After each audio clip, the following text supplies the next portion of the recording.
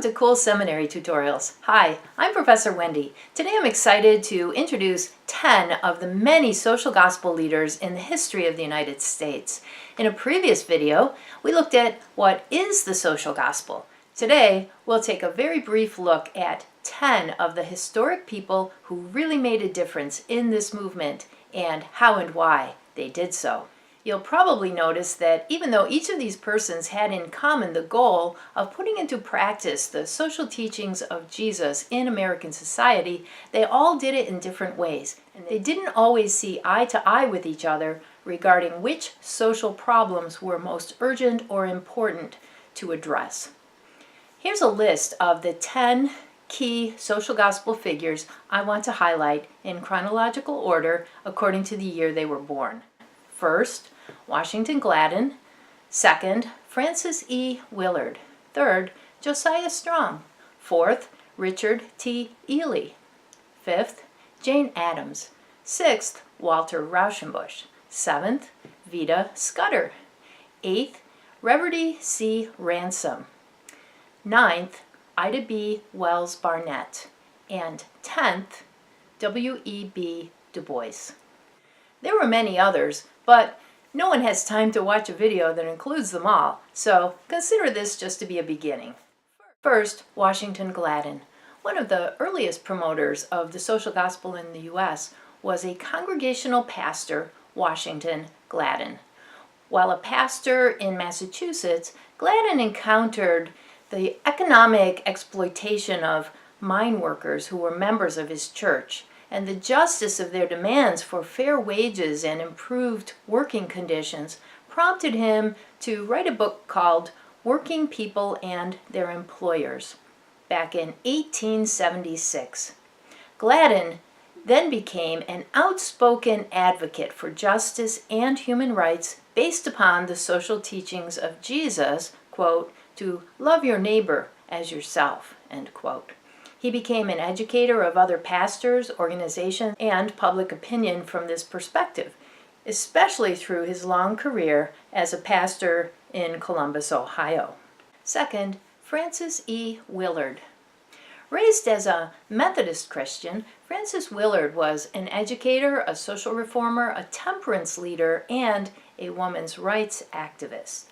As the president of the National, then the World Women's Christian Temperance Union, in the last 2 decades of the 19th century, Willard pushed for women's right to vote as a way to address the rampant poverty, alcoholism, and other social crises that surrounded her. She used the Victorian view of women as guardians of moral virtue to argue for increasing women's leadership in society and in the church. In common with other social gospel leaders, Willard believed God could redeem both souls and society, and that human hands, hearts, and minds were needed to transform society, the nation, and the world into the kingdom of God. Third, Josiah Strong. Like Washington Gladden, Josiah Strong was a congregational pastor, and after serving as a missionary in Wyoming Territory and a pastor, then a denominational executive in Ohio, Strong's passion for evangelization of the rapidly growing nation and for social and industrial reform propelled him into even greater organizational leadership. He served for 12 years as the General Secretary of the Evangelical Alliance in the U.S., advocating for the social and structural application of the teachings of Jesus, especially in overcrowded, poverty-stricken cities. In this role, Strong organized national conferences that disseminated social gospel aims and methods. In 1898, Strong resigned from the Evangelical Alliance and founded a new social gospel organization also based in New York City, the American Institute of Social Service, which he presided over until his death in 1916. Fourth, Dr. Richard T. Ely. Richard Ely was a professor of economics at Johns Hopkins University and then at the University of Wisconsin. He was an Episcopalian and co-founder of the American Economic Association in 1895. Ely believed that the teachings of Jesus should be applied to economic problems to create a just economic order.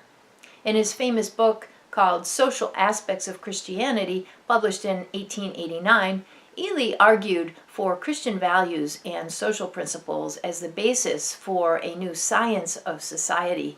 He believed this approach held the potential to resolve the rampant evils of materialism and economic exploitation that were everywhere at that time in American society. Fifth, Jane Addams. Founder and leader of the famous settlement Hull House in Chicago in 1889, Jane Addams was an avid social reformer and she was a pacifist.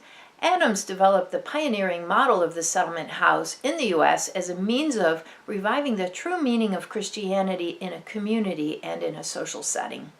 In this way, she attempted to address some of the social crises that resulted from unprecedented levels of immigration, migration, and urbanization in American society at the time.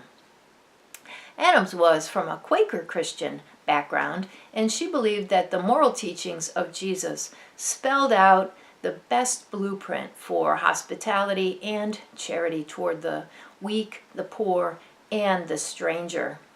Further, as a political theorist, Addams advocated for social justice, for civic peace, and for the spread of democratic ideals throughout the world. Sixth, Walter Rauschenbusch. Walter Rauschenbusch is one of the most well-known advocates of the social gospel because of the widely read theological books that he published from this perspective in the early 20th century. These included Christianity and the Social Crisis, published in 1907, Christianizing the Social Order in 1912, and A Theology for the Social Gospel in 1918. As a young Baptist pastor in the 1880s, Rauschenbusch had worked among urban immigrants in New York City and was compelled by the poverty and injustice that he witnessed there to apply the gospel of Jesus Christ to addressing some of the dire social problems that plagued the community.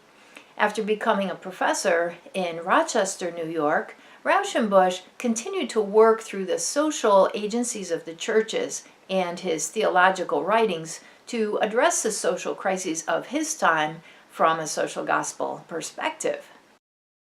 Seventh, Vita Scudder.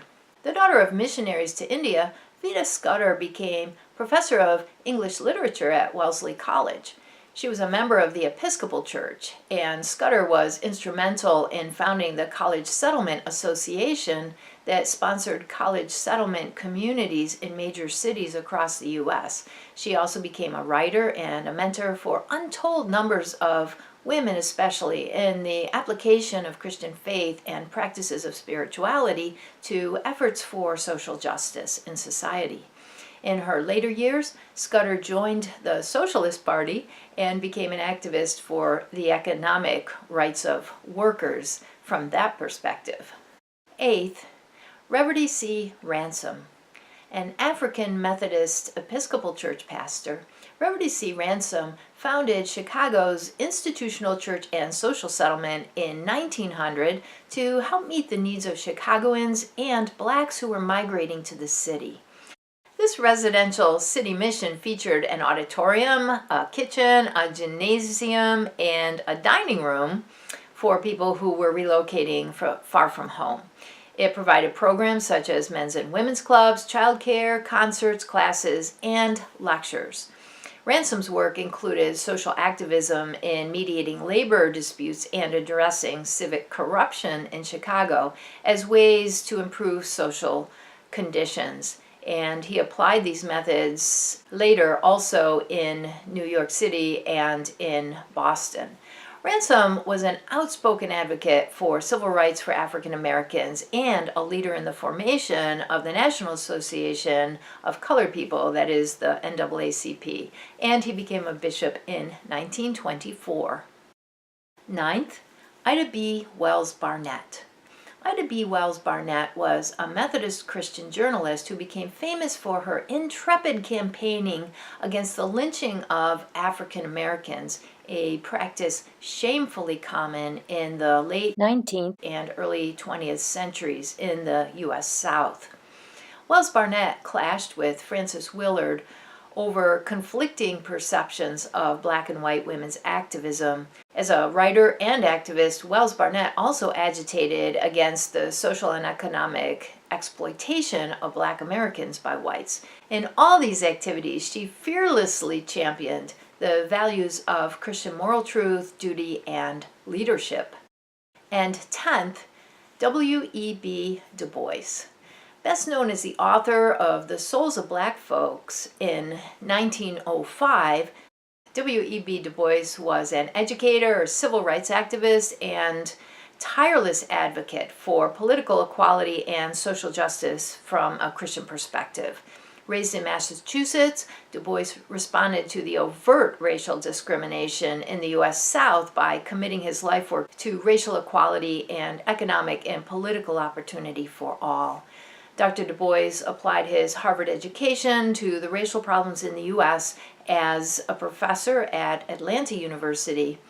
His controversy with Booker T. Washington's conservative approach to racial uplift propelled him into positions of radical reform, especially as a voice for the National Association of Colored People, the NAACP, and Du Bois spent the last decade of his life as an activist for post-colonial reform in Africa.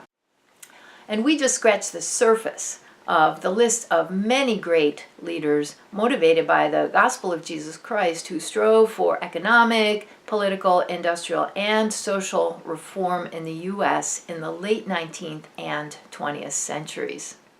I'm Professor Wendy. Thanks for watching. Please take a moment to rate this video, leave comments or questions, and if you'd like to see more, go ahead and subscribe to Cool Seminary Tutorials. Most of all, have fun learning.